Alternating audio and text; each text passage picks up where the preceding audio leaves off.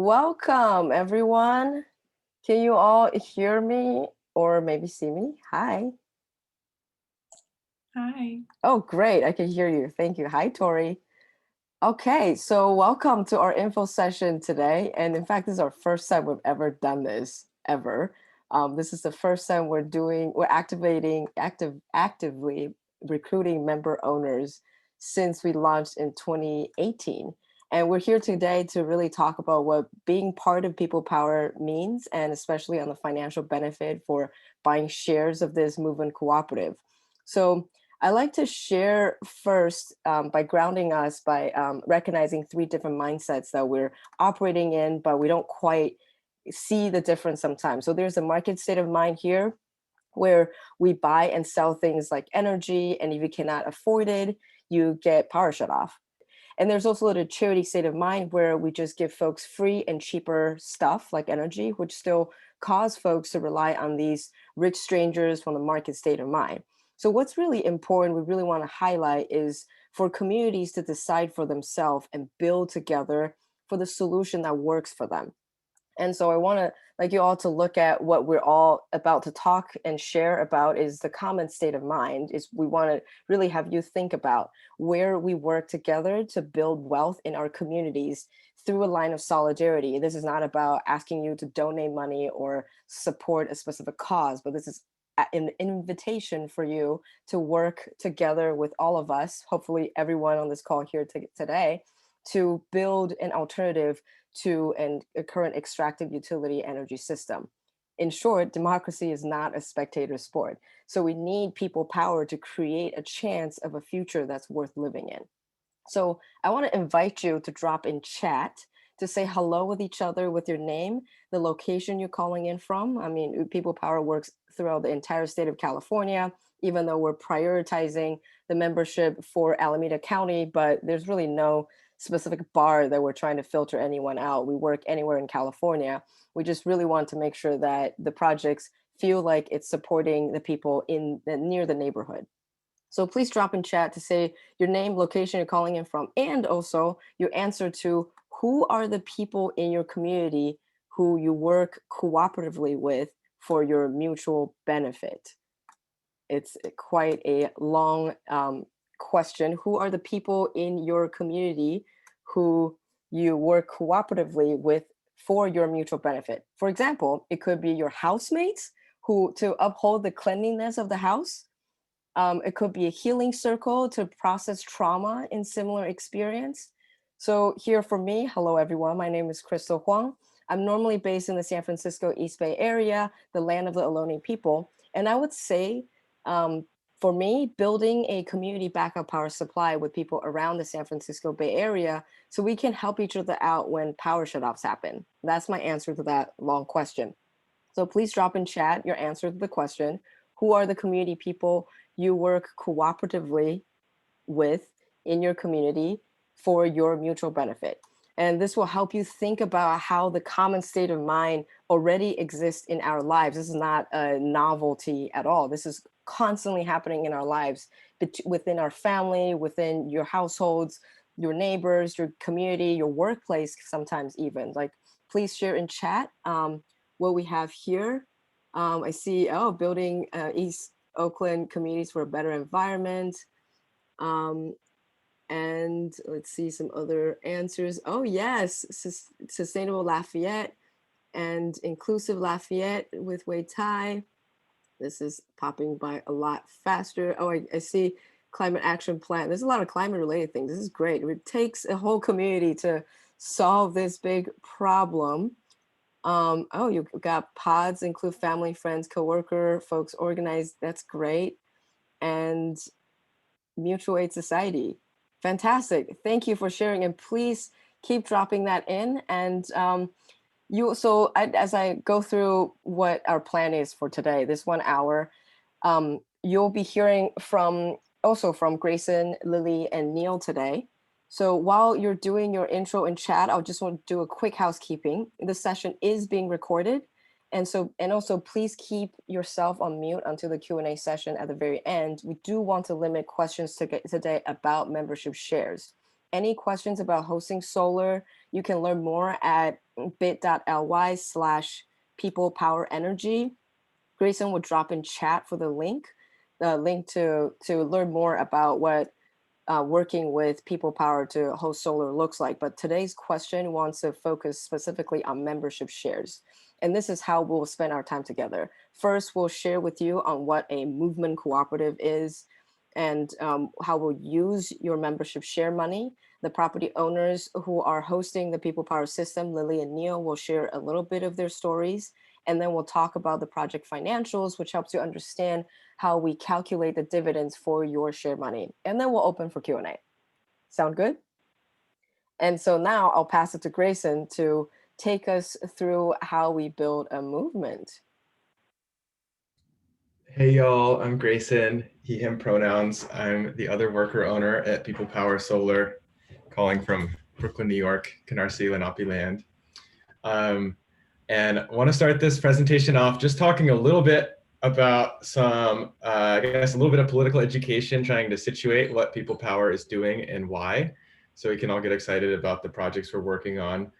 It's our first time sort of doing this, so hopefully it all goes smoothly doing this little intro political education piece. But I want to start by just focusing on the high level problems that People Power is trying to help solve. And I don't think there's a better way to frame this problem than with this quote here from Naomi Klein's book. So I'm going to read it real quick. Our economic system and our planetary system are now at war, or more accurately, our economy is at war with many forms of life on Earth, including human life. What the climate needs to avoid collapse is a contraction in humanity's use of resources. What our economic model demands to avoid collapse is unfettered expansion. Only one of these sets of rules can be changed, and it's not the laws of nature. So I encourage everyone to read this book if you haven't. It's really a convincing piece. But I think what we want to get to most of all in this quote is that we as humans have become pretty detached from our own use of natural resources. Our use of natural resources no longer exists to serve us or other forms of life on Earth, but instead largely exists to serve the needs of capital and profit, especially here in the United States. So how do we solve that? Well, it starts with finding ways to put power, both literally and figuratively, back in the hands of the people and to democratize energy. So when we think about democratizing energy, one place we can start by thinking is about the material and physical ways that we as humans access our energy sources. So I want to start by just contrasting renewable energy sources with fossil fuel energy sources, just in the physical ways that we use them. Everyone knows that renewable energy is good for going green, but it's also great for democratic reasons as well. So renewable energy infrastructure, things like solar panels and windmills, is easily distributed. The sun shines fairly evenly across the whole globe, and almost every community across the whole globe could have solar panels in their backyard. This is really different from fossil fuel and fossil fuel infrastructure. Coal and oil, if you think about it, only pop up at discrete points of extraction around the world. And these sites tend to be colonized and dominated by empires and monopolistic fossil fuel companies. So if we just look at the physical ways that we generate the energy that we consume, we can gather that renewable energy, in theory, should lead to more democratic control of energy. But so far, we're finding that's not the case. Currently in California, it's virtually impossible for you or your community to go solar, to have control over your own energy, if you don't already have access to wealth and property to host those solar panels. This is a failure for economic justice. This is a failure for racial justice. It's a failure for the climate, and it's a failure for all life on Earth. So we're just going to dig in a little bit more and look in depth at why this is happening. We'll start with the private solar industry, which I have personal background in working in. The private solar industry is repeating the ills of the fossil fuel industry, and it's trying its hardest to consolidate wealth, even if that leaves the majority of working people behind. In short, the private solar industry is focused on profit, not people. As the planet heats up, wealthy investors, including Wall Street, fossil fuel companies, venture capitalists, and more, are investing in solar companies. That's the top box on the left here, investing in the middle box. These solar companies are bid first and foremost with the task of collecting profit for their shareholders. And they focus on selling their product to the most suitable, in finger quotes, customer base. Currently, if we just take the residential market as an example, this customer base consists of mostly white suburban homeowners with access to credit and capital who own their homes. It all rests on systems of credit and redlining that predate the solar industry. This system creates energy savings for the upper middle class property owners who go solar, and then it funnels the profits up to the 1% who invest in these solar companies. In time, we're seeing that many of these same private solar companies are actually being consolidated into the same fossil fuel companies and banks that help to create the current climate crisis. Meanwhile, the majority of working people are left outside of the equation. This includes frontline communities, communities of color, who are increasingly exposed to the risks of climate change. We can see how this system drives inequality and that we are in dire need of models and movements that enable the majority of people to take the power back. So we're talking about how inequality is created in the way that our renewable energy is currently being generated. I want to flip quickly, if we can, to a different inequality in the way that our energy is being transmitted to our communities. And that has to do with utilities in charge of transmitting the energy.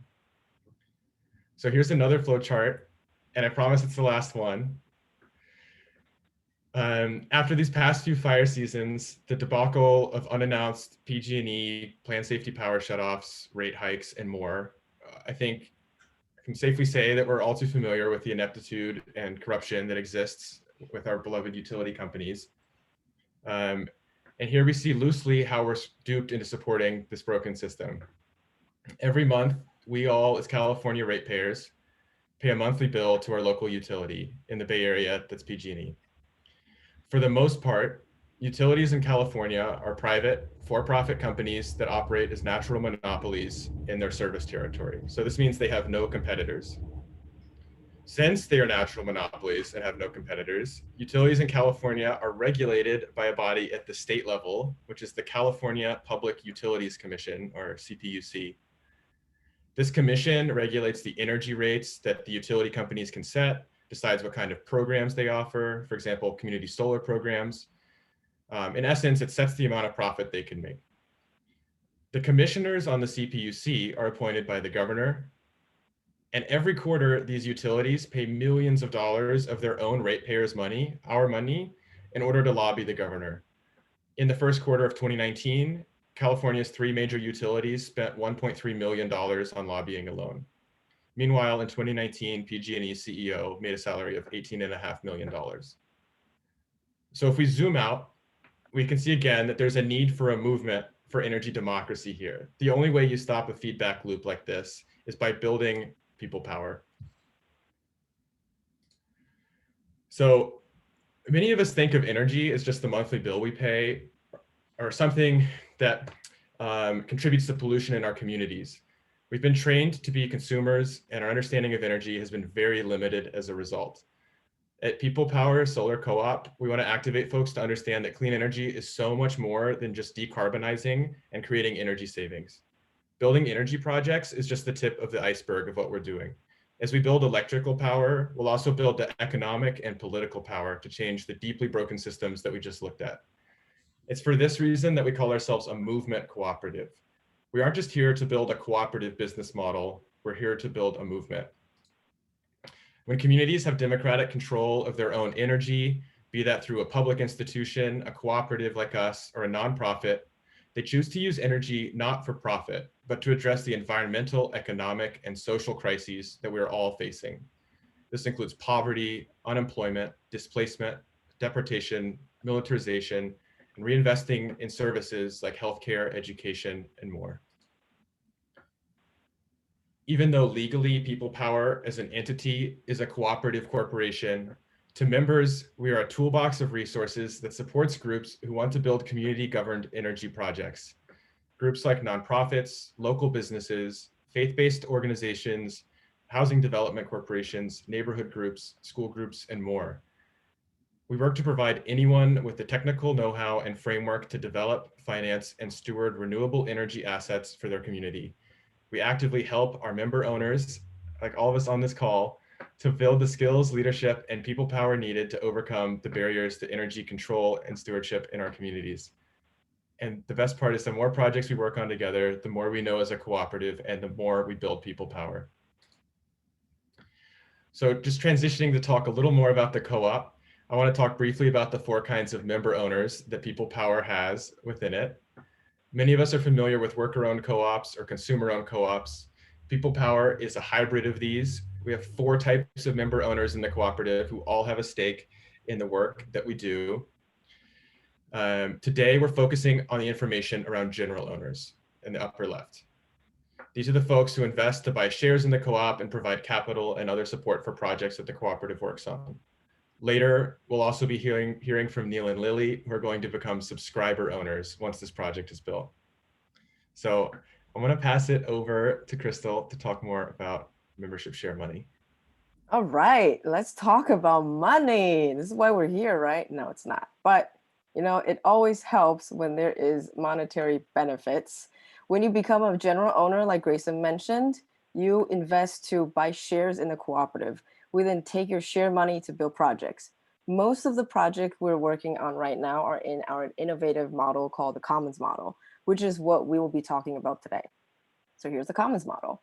It's important to recognize that the Commons model is only one of the many models within the People Power Solar Cooperative.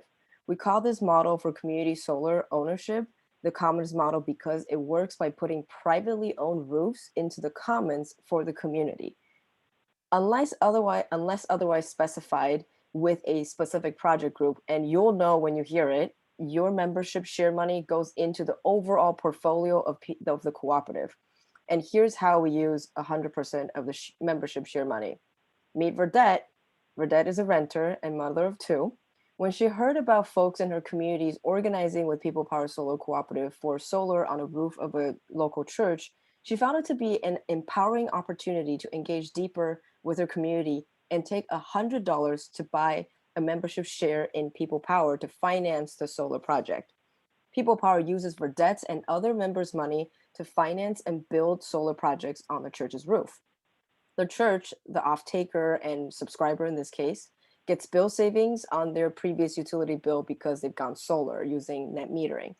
They pay a monthly bill to People Power to pay for the power produced on their roof. This part looks very similar to a power purchase agreement offered by companies like Sunrun, Tesla, SunPower, etc. Typical stuff, also kind of part of the flow chart that Grayson was describing. What's different though is that People Power then pays an annual interest back to Verdette, offering her slice of the bill savings that the solar project has created, thanks to the Cooperative Corporation Securities Law. And this is how your share money will be used by the cooperative. You can also start a project group, which is a semi-autonomous entity, a democratic structure enshrined in our bylaws, to choose a specific projects you want your share money to go to with your community when you choose a site to go solar with People Power. And People Power will lend a hand throughout by providing technical, administrative, and organizing support, as well as legal support. But this is a very different topic from today's focus. Today, we're focusing on the project that's in overall hands of the cooperative, not the project group. And our invitation here is for you to join Verdette. When you buy shares today, you will be investing into the entire cooperative, not just the projects we are about to build right now. So here's our pilot project built on a duplex in 2019 to prove a new model of solar ownership. That's the project that at the very beginning of our call, the video we're watching. Through this model, you no longer have to be a property owner to be able to access the financial and environmental benefits of renewable energy. We can also even activate community power people to make changes in our communities. You can literally now talk to property owners for them to go solar for your community to build power together. And put it simply, our project disconnects the ownership of land from the ownership of power. This means anyone, renters, people who cannot go solar, or people who's already gone solar but want to do more, can now participate in the energy transition through community organizing. We've been receiving a very steady power sales revenue from the 2 subscriber owners from the pilot project. Grayson will talk more about the dividends from this later. Over the past year, we started working with our member owners to identify sites. This current campaign to recruit member owners is to pool enough resources to build the projects that came from that effort. Because we're a change-making organization that is worker-led, grassroots-led, and decentralized, member owners can participate in how the financials of the projects and the entire portfolio works by actively bringing in projects and help change the investment return of the portfolio in your cooperative. So I am so excited to introduce you to Lily and Neil, who is the People Power owner. They will be hosting our second project, and we are looking to have 2 and more coming. With that, I'll stop my screen share and hand it over to Neil and Lily to share their stories. Neil and Lily, take it away. Thanks, Crystal. Thanks, Grayson. Hey, y'all. It's great to be with all of you, some folks that are familiar and others who you don't know. I'm Neil. I'm Lily. And we are super excited to be able to work with People Power to host the next project. I used to work at Sustainable Economies Law Center, which is an organization that supported People Power actually saw the project from the ground up, and back when it was called Solar Scouts, before it was even called People Power. And it's interesting because a lot of the work that I was doing when I was at Sustainable Economies Law Center was focused on a similar approach to land. And all the while, I never really stopped to think so much about my relationship to energy, more than just it being, once we became homeowners in 2017, thinking about wanting to go solar because of the environmental benefits associated with going solar, but not really thinking about all the things that Crystal and Grayson just shared around it being this sort of very invisible commodity that we have no control over, and that we've turned into something that we take for granted. Like who owns it, where the benefits go, beyond just kind of like where the electrons go and who gets to use them.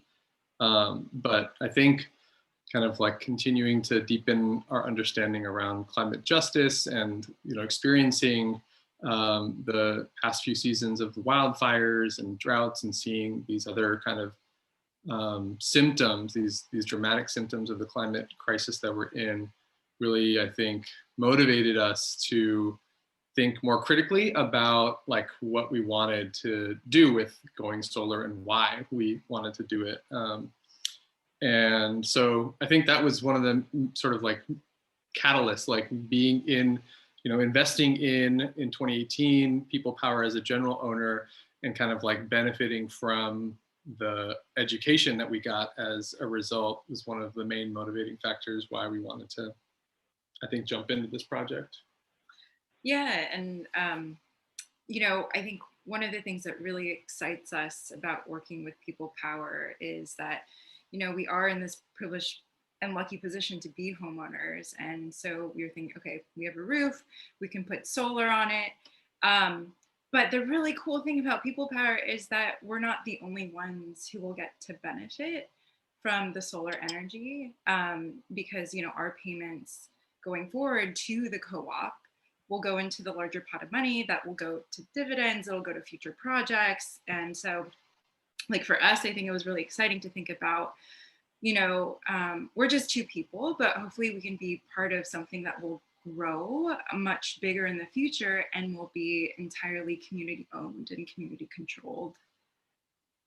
Yeah, I think for me also, there's like a lot of cognitive dissonance with being a property owner while feeling myself like I don't really believe that people can own property. And so, so one thing that People Power offers us the opportunity to do is to say that this is a a community resource of sorts, right? Like, and to say that People Power can actually own, and all of us as member owners of People Power can own infrastructure in our communities that's just housed on the piece of property that we happen to live on, is one step in a direction that starts to sort of reimagine what being a homeowner is and what being a property owner is, that I think is also really powerful.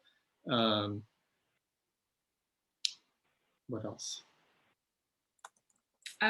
Yeah, I really appreciate the co-op's mission and creativity and thinking about like equitable access to energy for the long term and for the future, especially looking at traditionally marginalized members of the community who have been energy insecure, whether it's because of not having the income to pay arbitrary utility rates, whether it's having our utilities controlled by these private corporations who get to decide when and how to give us energy.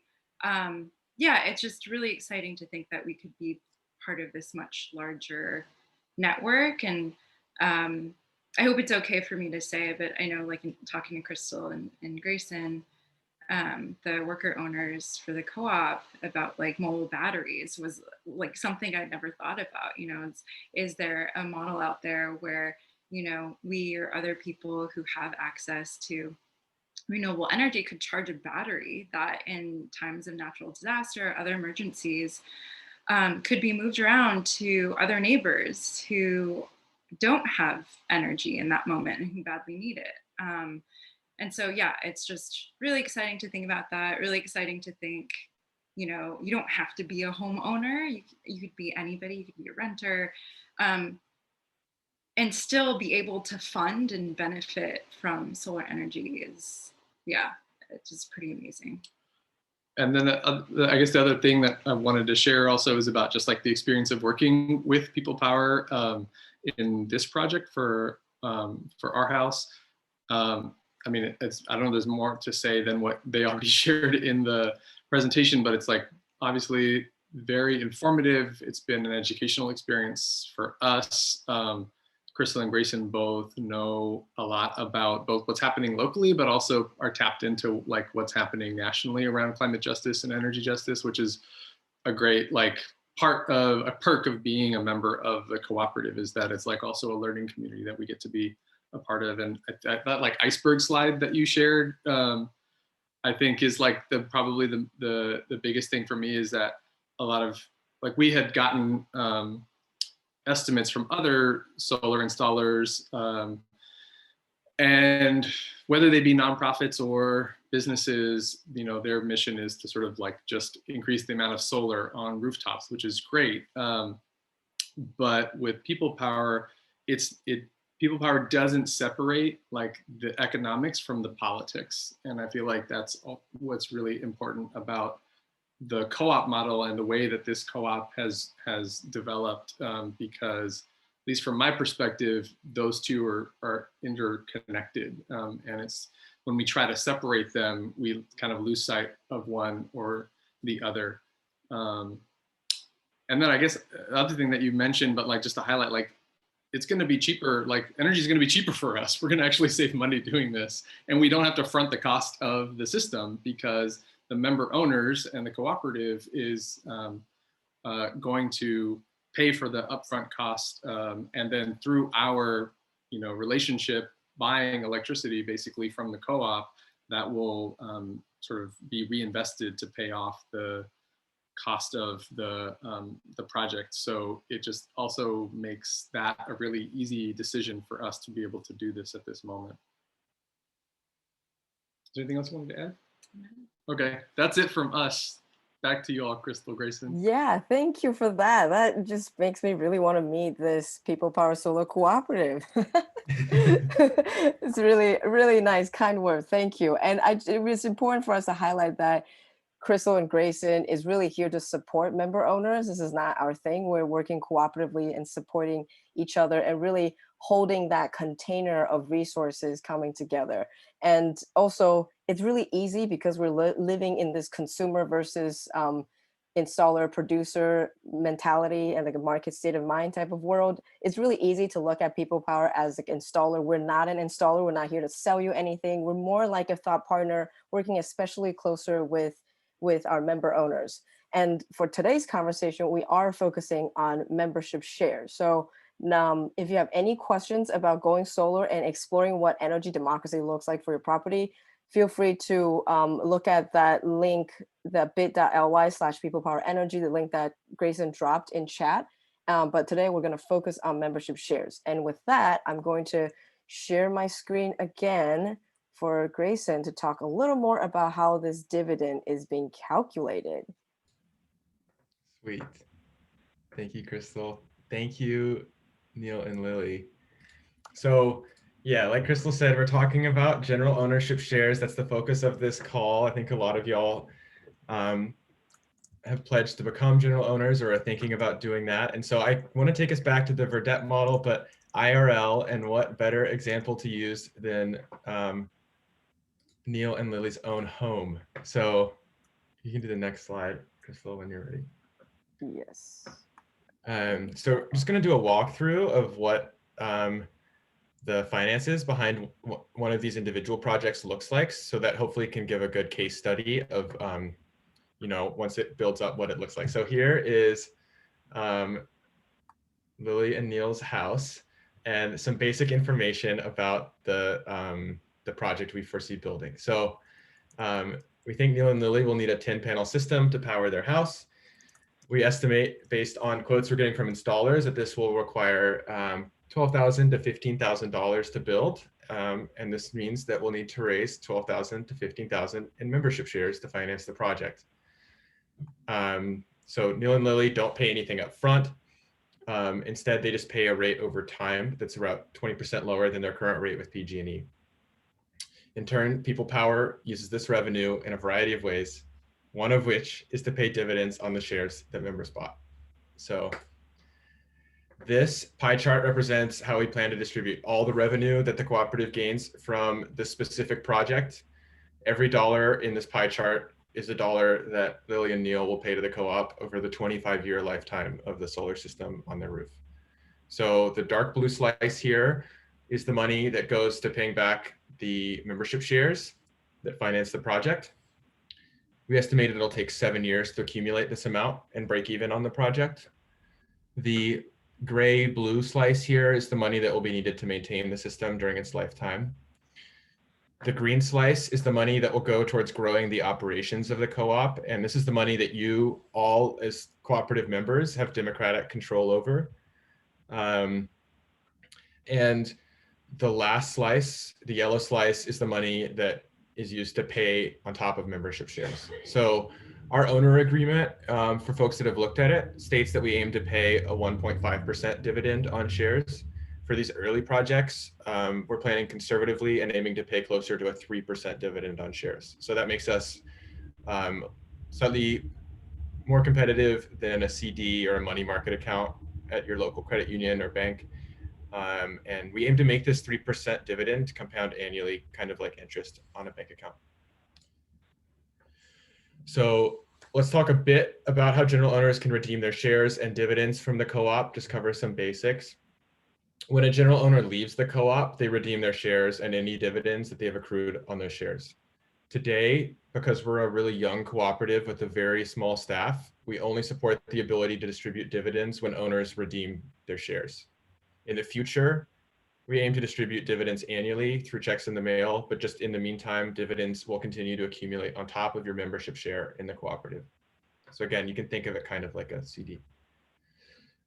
Well, we never plan to have this happen. It's important to disclaim that investing in general owner, as a general owner in People Power, is a form of equity in People Power. So this equity share is at risk of being lost. People Power's board may decide that dividends or shares should be reduced depending on the financial health of People Power.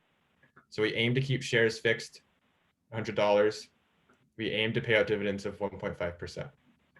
Lastly, if you're curious to know exactly how all of this stuff works, and we're about to go into a Q&A session really soon, I promise to, but I would encourage you to look at pages 43 through 48 of our bylaws, and that has the whole full detailed picture.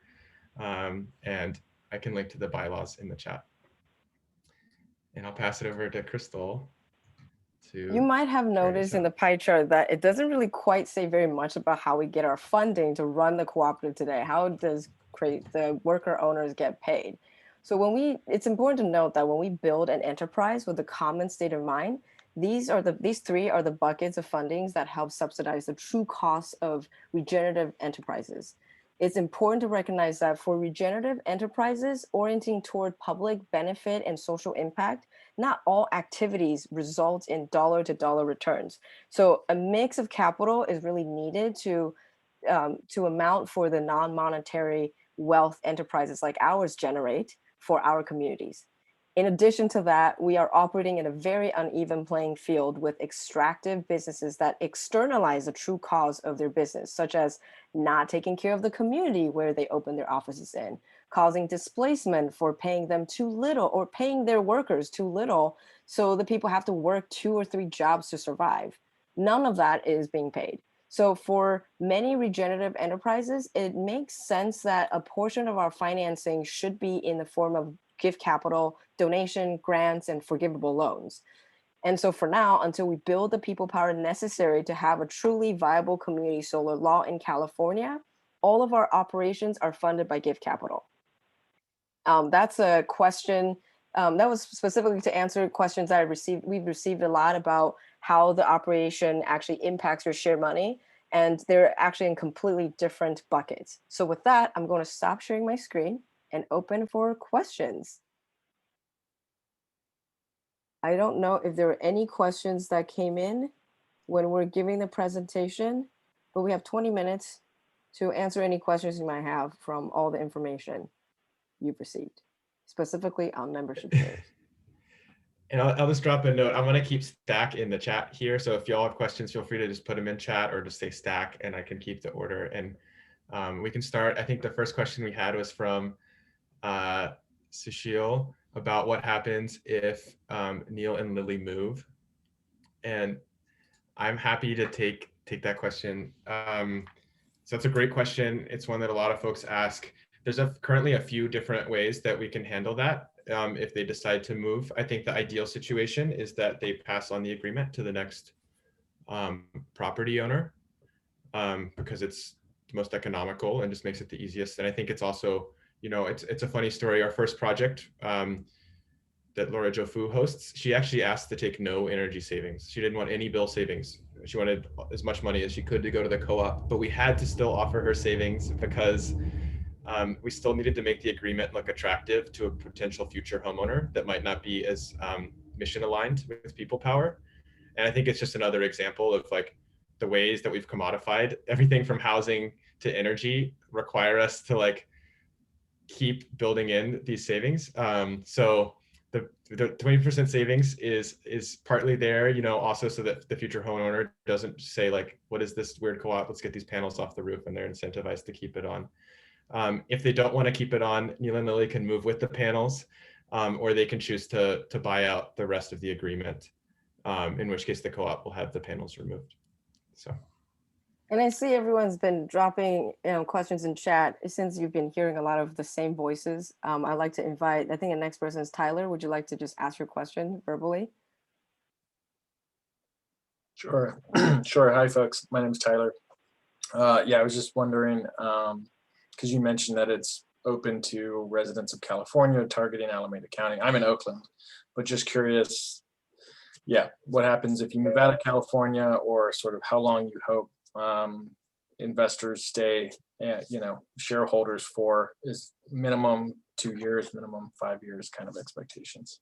Thanks. Yeah, we don't have any of that expectation or limited requirement. The requirement is primarily limited by the state of California's cooperative corporation securities law that is only for state of California, and also the cap at 10 shares. So you can only put in $1,000 and nothing more. Other than beyond that, it can only be donations. So until we can change that law, that is the limitation we're working with. And you could literally buy it the day before you move out and still have the opportunity. Really want to invite you all to look at this as an opportunity to tap into this opportunity, as an opportunity to tap into the energy transition benefit when other people go solar.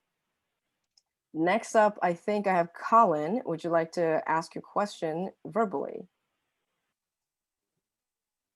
Sure, thank you, Crystal. And Grayson and everyone. My question is, would it be possible for someone with more resources to purchase membership shares on behalf of someone who doesn't have the resources to purchase membership shares? That's an Thank you. awesome question. Thank you. And Colin is actually a founding anchor owner of People Power as well.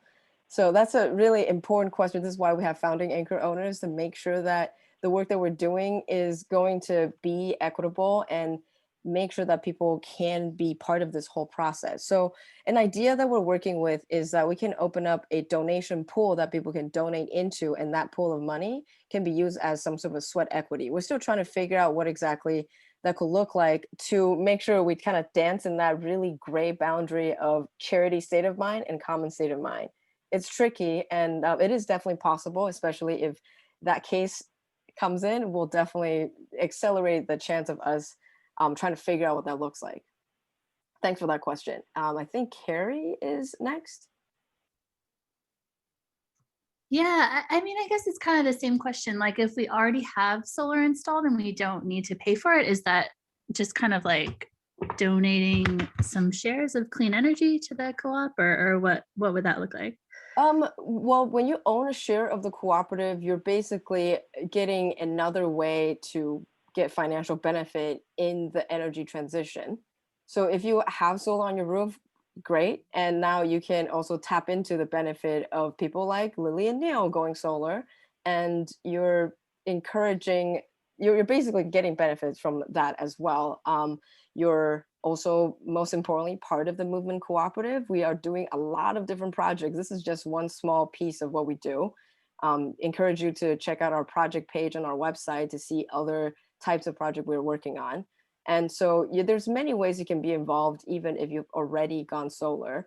And if you can tap in by being part of a project that we're already working on, you could donate money, you could, so that you can support things like the Solidarity Fund or other things like the Community Backup Power Supply. But for this conversation about membership shares, you could literally just buy shares of the cooperative and get financial dividend, or you can choose not to get financial dividend and help just provide capital on Lily and Neil's roof, and yeah, share your capital. But that's not a donation. Thank you. Gotcha. I think next we have Sushil. Hi, Sushil. Hey, thank you so much. This is super fascinating. I was just trying to figure out more about the ownership structure. So the question I'd asked in the chat was, who gets the federal tax incentive? Is that going to the co-op? I can take this one. That's a great question. For folks that are less familiar with solar, there's a really significant tax incentive for solar, and folks who go solar in this country, it's like 26% now. And it really helps solar to make financial sense in most cases. The short answer to your question, Sushil, is that we actually don't claim the tax credit for these existing projects. And we're hoping to change that in the future.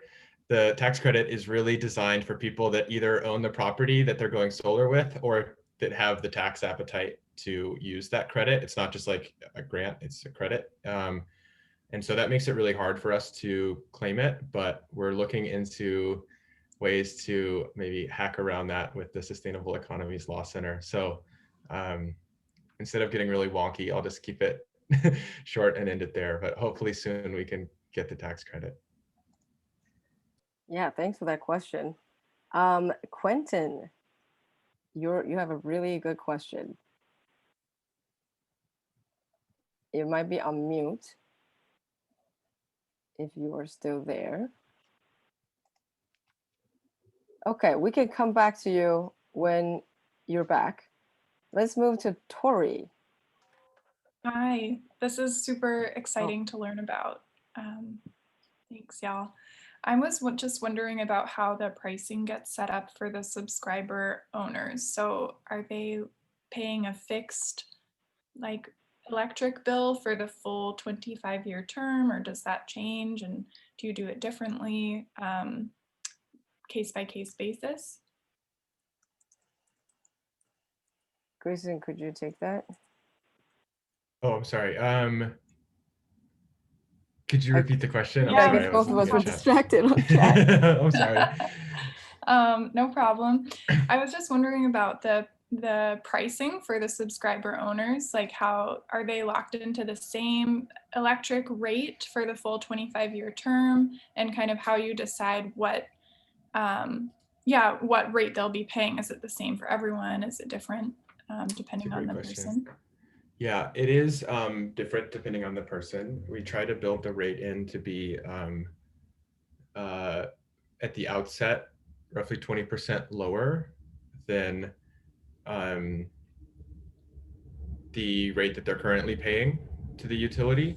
But all of that is highly variable. We don't like offer like a product. We try to work with subscriber owners to meet their needs as well as the needs of the cooperative. The other thing we say is we promise not to raise the rate beyond a certain percentage annually. So I think on Neil and Lily's contract, that's around a 4% cap on the amount that the rate could go up each year. And that's just to account for the fact that, utility rates are also going up every year. And so is just the value of money is inflating. So yeah, that's the sort of the short answer to that. And would it be 4%, like you agreed on that with Neil and Lily? Would that be 4% for, that's the cap period, or you might decide those terms with each subscriber owner? Everyone would be a conversation with each subscriber owner, depending to on their needs and the needs of the co-op. Yeah. Cool. We don't do things in the most efficient way. We do things in the way that we can move fast. We do things in the most effective way, in a way that people can understand the power, literally, financially, and politically, so that we can get more people to move change. Like the end of the video, our board president, Brandy, said, you can move fast if you move alone, but how far, and you can move further if you move together, and how far do you want to go? So we are taking that time slowly to work with people so people understand things and make decisions together as cooperative members to address these. Now, I think that's a good segue to go to Quentin's question. I was able to dig it out from the chat. The question is, what are the demographics of our current membership: age, location, race, ethnicity? We had launched our cooperative back in 2018 with founding anchor owners. All of them are people who have been doing a lot of work around just transition, climate justice, and the cooperative economics. And they're mostly people of color in the frontline communities. And we have age range from, I would say, like mid or early 20s to 70s in terms of our founding anchor owners. And then people have just been trickling in. Oh, we also had a launch party back at the end of 2018 with the Sustainable Economies Law Center, which kind of injected a lot of energy in getting people to join the cooperative, which created even more diversity. It's important for us to really recognize that what we're doing here is to build a line of solidarity across race, class, gender, and any sort of cultural diversity, so we can build a future that works for all of us.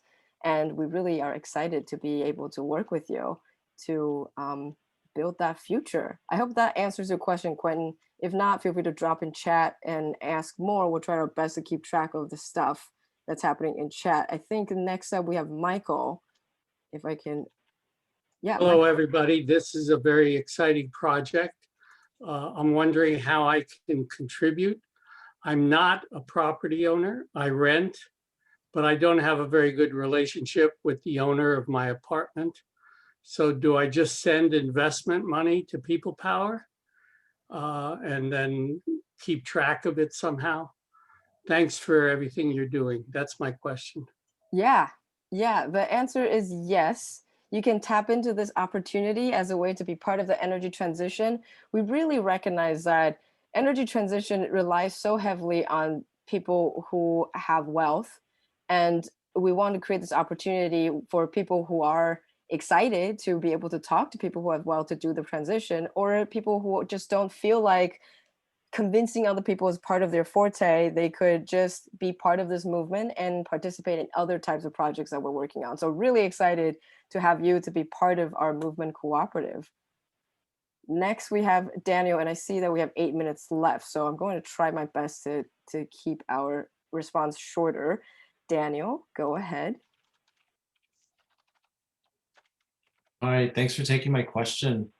I have a question about value, and I want to qualify that because there's a great and beautiful effort here around building all sorts of non-monetary value here in your effort. So I want to acknowledge that.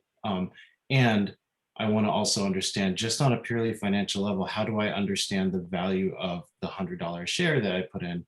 Would it be increasing or decreasing, or what is it? I just wondering how I can track the actual dollar value of that. You're just asking about tracking in terms of knowing, or tracking in terms of knowing what it's doing? So in terms of an investment, when I invest in something, say I invest $100 in a share of Facebook, then Facebook somehow in a market sense would go up in value or down in value based on its relevance in a market sense. So I'm just wondering, does this $100 increase, decrease? What is it? Is it tied to an asset? Is it?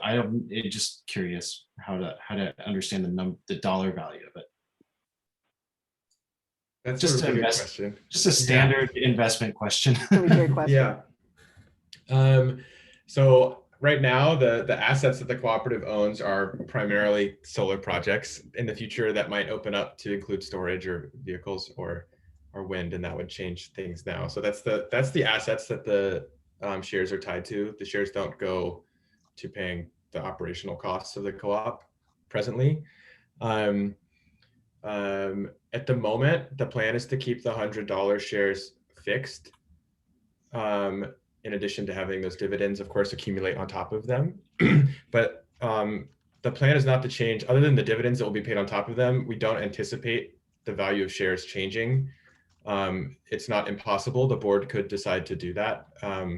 But in general, we try to keep the shares at $100, and we sell up to 10 per person. And the reason that limit exists is because there's actually a securities exemption for co-ops in the state of California that enables all of us to do this without having to pay tens of thousands of dollars to lawyers to be able to exist. So hopefully that helps to answer the question.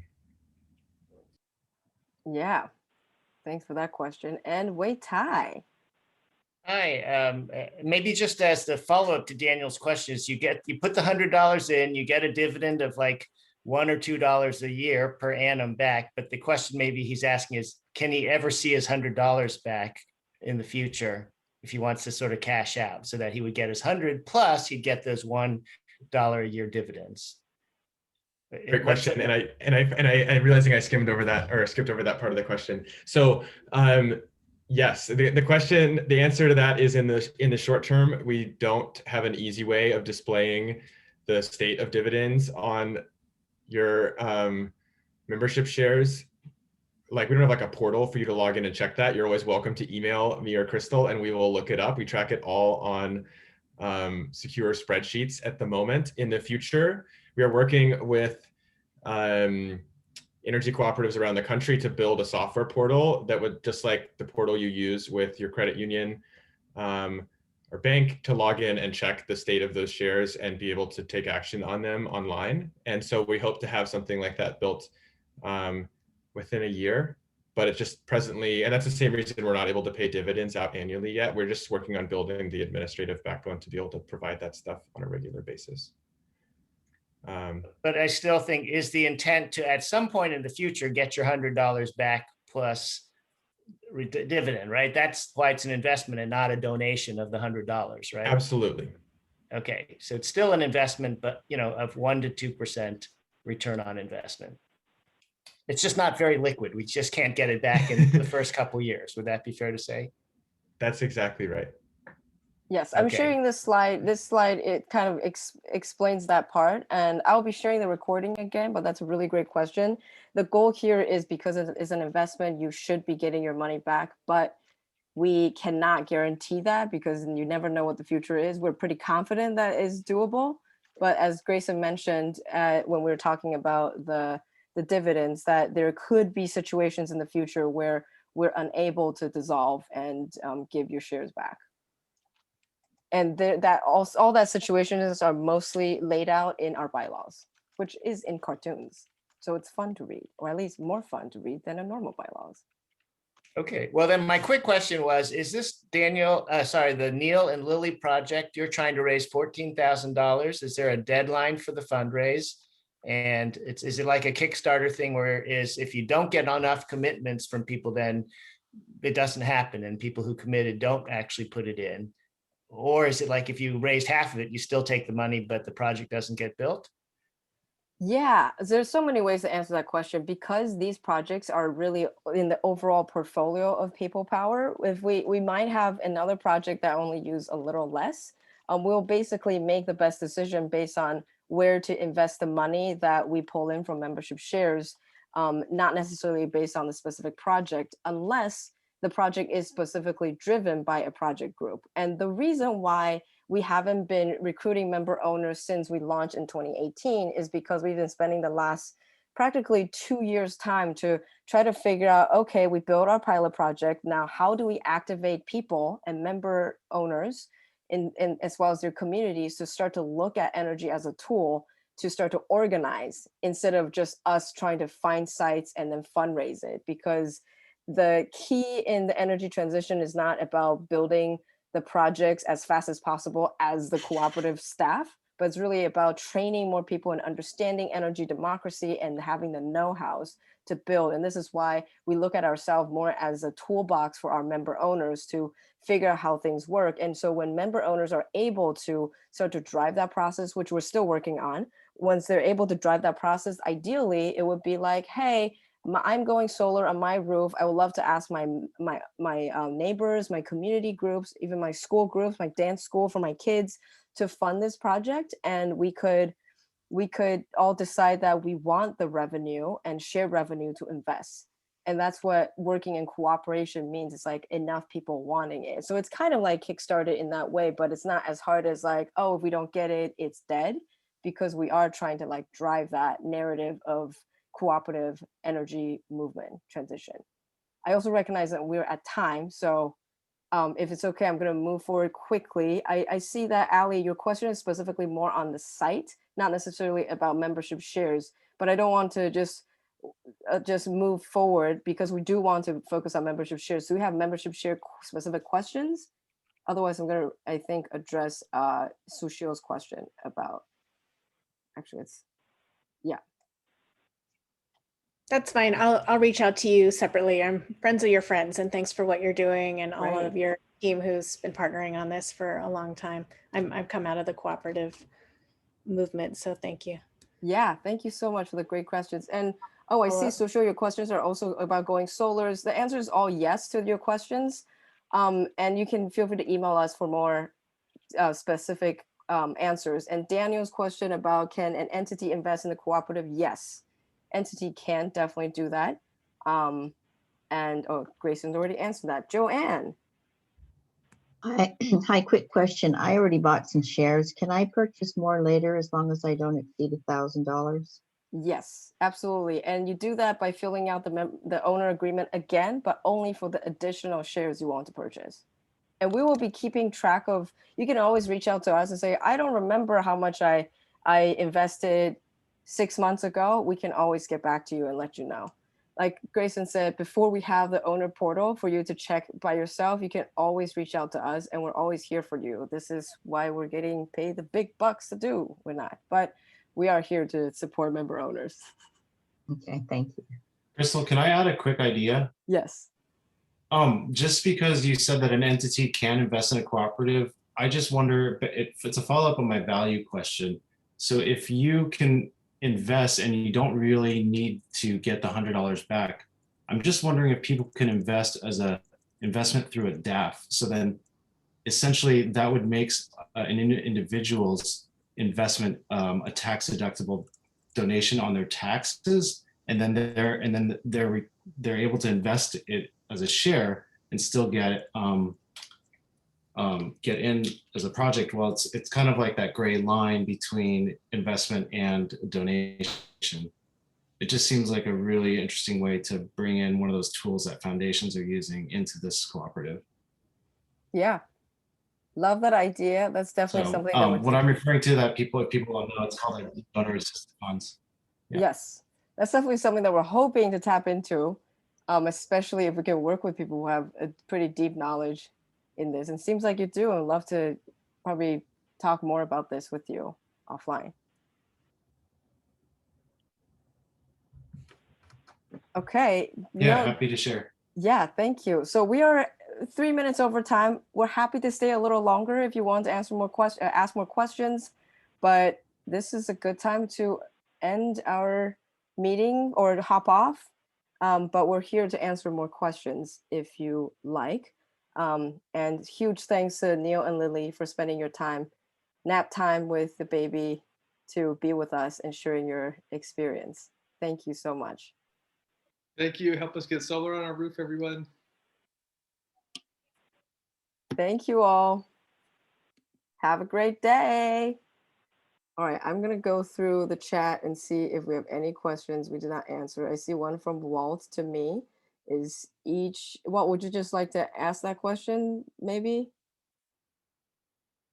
Sure. So the question was about the $1,000 cap. And, you know, one of the things that I have been thinking about, and of course, I want to do a project with you guys in Fairfax, right?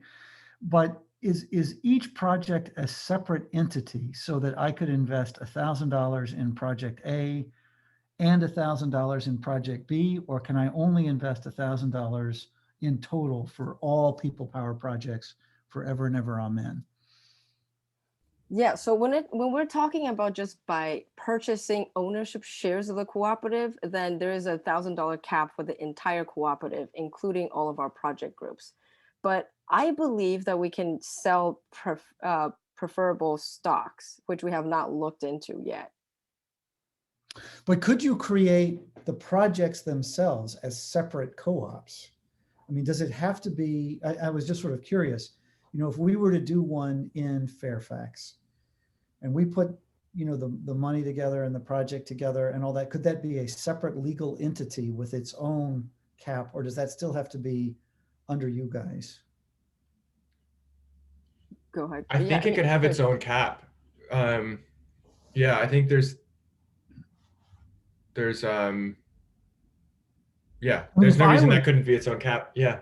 Yeah, if I were you, just thinking about this, I mean, you know, there might be people who would want to invest more than $1,000. And so if you could create a structure where each project was its own co-op in some way, so that each project could have a cap, then the same person could invest in 5 different projects, as an example, at a cap of $1,000.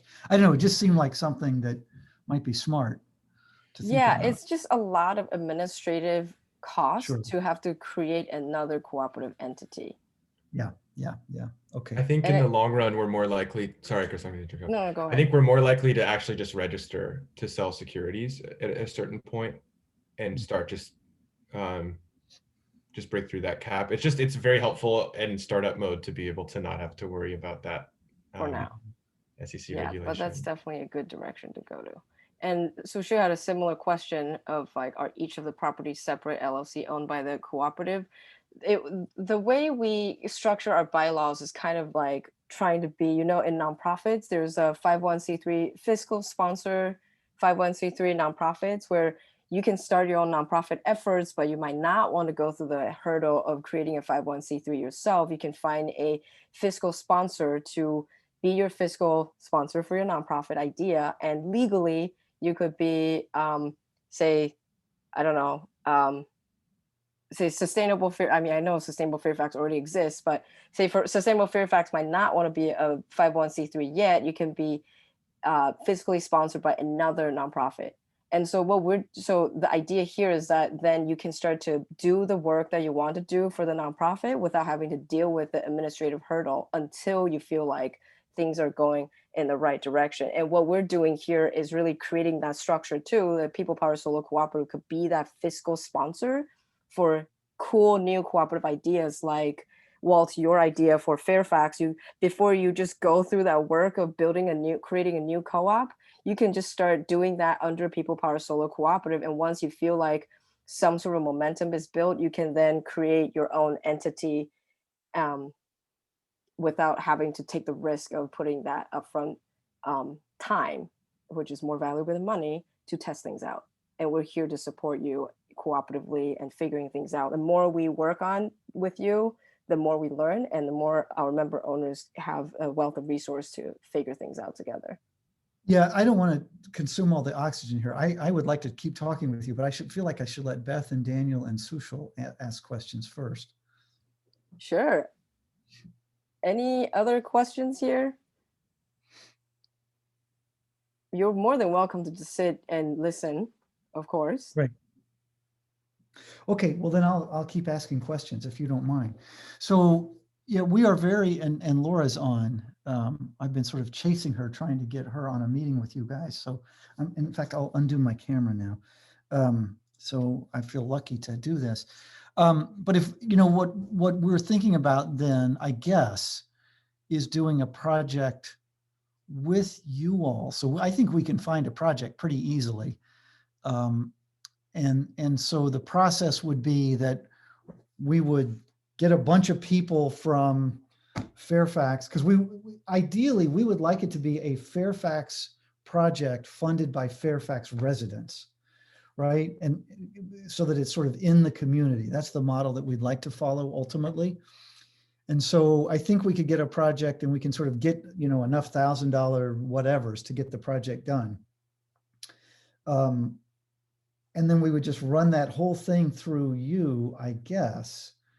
And then once that was up, then you could somehow help us figure out how to set up our own little cooperative here that, I mean, we've got Sustainable Fairfax is a 501c3, so they could run this all day long.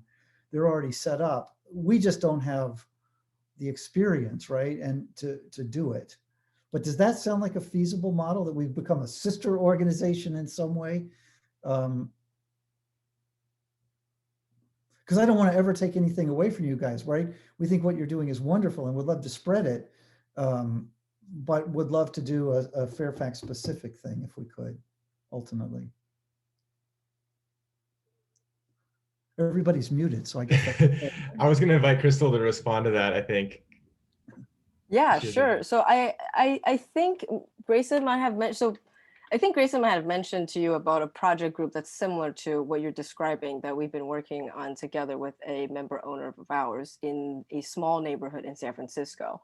And I think it's really exciting to be able to build a project on a specific roof. It's really exciting to be able to activate members of the communities to be part of it, and also start talking about something as not really foreign, but I would say boring as energy, but also really essential, and get people to start to understand what's really happening. And it's so from our experience working through that, supporting this effort, we really see the best first step would be just having this conversation with your community and see what their interest is about that, and then start to get them to pledge or get them to get a sense of what their excitement to be part of this. And you could find a site and we can help you get the solar quotes for that, so we have a sense of how much money you're raising for, and then you can start to take the money. In the meantime, we can figure out like what the relationship between People Power and whatever entity you want to call it with Sustainable Fairfax that will be managing this specific project under People Power's umbrella. We can figure all those out. And we have this like workbook is not really the best. It's like a list of questions that you can help answer, and for us to kind of figure out what it could look like. But everything you're describing, Walt, is something that we really want more of our member owners to be excited to do. So this is really exciting. we're going to do it. I mean, we're going to start posting and raising volunteer donors right now, as soon as I get off this call. Oh, fantastic. Hopefully we'll have this meeting in a couple of weeks. Hopefully. So there are people in the community that know a lot about solar panels. I think what we really need People Power for is the kind of the financing model, and literally how to track the shares and you know, and the power stuff itself. I mean, there are enough people in the community that just know how to put a panel on a roof. So it's really kind of the cooperative financing paperwork systems, you know, that I think you guys have. And we're also happy to provide some sort of a material for you to talk about the ownership structure too. Because I think, like Grayson mentioned at the beginning of this presentation, like most of us think about the fuel source, but we don't really think about how wealth is being distributed. And that type of understanding of energy ownership is something that we are working on, like helping more people understand and how to talk about it as well. If that's something you think will be beneficial for people to understand how our current energy system is extractive, even if it's in renewable energy form. I don't know if you were online at the very beginning of the call, but that piece of the material, we can also support you in communicating with your community too, on top of the admin and financial support.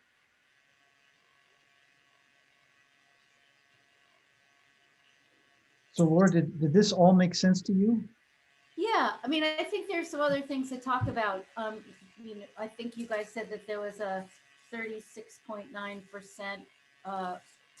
people power chunk of that pie. But if Fairfax was able to, again, I mean, maybe there's just different arrangements so that you can take your model and share it so that you guys could still take a chunk off the top, but maybe there's a slightly different model, because I would think that for us to be a Fairfax model or a San Francisco or any other community that's not East Bay, you know, we'd want to take some of those resources for, you know, those of us in Fairfax that are trying to run the model. So there's some details, and I think we could totally work them out because everybody's heart and mind are in the right place, but we kind of work out some of those details. Absolutely. And I think I do have to run soon on my end, and it might be helpful. I'm sorry I didn't get back to the email y'all sent last week. I will get back later this evening. But I think reviewing the sample operating agreement that we signed with our other project group is a helpful way to imagine how money can be shared, because in that example, it's kind of speaking to what you were mentioning, Laura, they govern the amount of money and they just pay. That green slice on the pie chart doesn't go to people power, it goes to the project group that has its own steering committee and local community, and they just pay a small administrative fee per project. So it's not that whole green slice, but also, like you said, there's so many other ways we can imagine it, and we're here to just like figure out how we can democratically manage the benefits of energy. I think it's a brilliant model to share and tweak so people can take advantage of what you guys have learned and build on it and share it back. And yeah, it just makes a lot of sense. Yeah, and the only thing that you'll take away from us, Walt, is the opportunity for us to learn together. Yeah, amen. There's nothing that, because we're not extracting Right. anything. The Right. more we can work together, the more we're learning together. Yeah, and you know what I love about this community of Fairfax is it is such a it's such a community of, and it's a lot of hands-on people. And one of the things I've always thought about is maybe I could put some of these people up on a roof someday, although there's liability issues and we'd have to sort of think about that. But you know, not unlike what Grid Alternatives does, and to think about some sort of sweat equity model even. I don't know how that would work, but we'll start slow, right? We'll start with a very small traditional project and kind of figure out how to build on that from there. And I just, like Laura said, I am so grateful to you guys for your inspiration, your wisdom, whatever it was that caused you to create this. And I'm excited to have a chance to work with you. We're just standing on shoulders of giants. Well, and Walt, he's kind of shy about this stuff, but he's done a bunch of PPAs in Haiti and the Dominican and a bunch of places putting panels on clinics, and so anyway, so he's done models like this, but just not locally. I don't know if you meant to, Walt, but you don't sing your own, you don't blow your own horn very often. No. Okay, cool. Well, let us get to work. And as soon as we, our next step would be if we could identify a site, and we've got several in mind. And then what we're going to do is start posting on you can always go look at our various blogs, just sort of gauging interest, right? Getting people to sign up. So that then you guys could host a meeting just like this with a group of people from Fairfax to then start, trying to raise the money. Yeah, we will definitely be following up with like lists of questions that you can answer to help us guide through the process. And everyone, if you're still there, Daniel, Sushil, if we could look forward to working on this, building people power and working together as member owners. We will be, a lot of the member owner chats that we have is basically inspired and initiated by our member owners. So conversation about what kind of capital we can tap into that Daniel's dropping in as ideas in chat, that's something we can actually have a conversation around and make it happen together cooperatively. So really appreciate these great thoughts, and we'll definitely be taking notes for future. But if anyone who's like dropping this in and asking member owners to do it, it will happen even faster. Thank you all so much. Thank you. Have a good Bye-bye. evening. Thanks, Thank you so much. Peace, y'all.